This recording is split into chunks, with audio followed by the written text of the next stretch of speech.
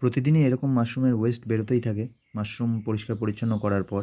তো এবং মাঝে মধ্যে আরেকটা জিনিস হয়, সেটা হচ্ছে এইরকম একেকটা মাশরুম ফেলে দিতে হয়। এর আগেও একদিন একটা দেখিয়েছি যে মাশরুম ফেলে দিয়েছি।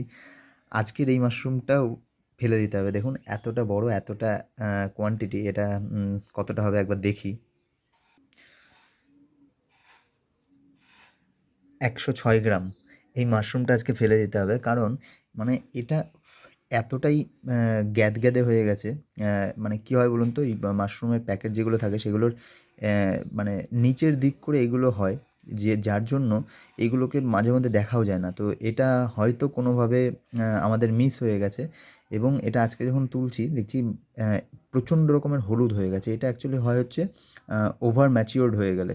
তো সেইটা একটা হয়েছে, এবং যেহেতু আমরা প্রত্যেকদিন জলও দিই, জল স্প্রে করি, তো সেই জলটা এখানে জমে জমে জমে জমে এটা এতটাই গ্যাদগ্যাদে হয়ে গেছে, একটা দেখতেই কেমন অভক্তি আসছে। আর মানে অভক্তি করে তো কোনো জিনিস খাওয়াটা উচিত নয়। এবার আমার যেই জিনিসটা অভক্তি লাগছে, সেই জিনিসটা আমি অন্য মানুষকে কী করে দিই?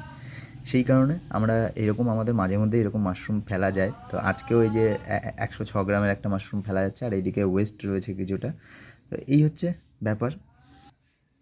আপনারা জানাবেন যে আপনাদের মাশরুমের কোনো প্রয়োজন থাকলে আমি অবশ্যই পৌঁছে দেবো। আপনারা সকলে ভালো থাকুন, সুস্থ থাকুন, মাশরুম খেতে থাকুন, চলতে থাকুক আমাদের মাশরুম অভিযান।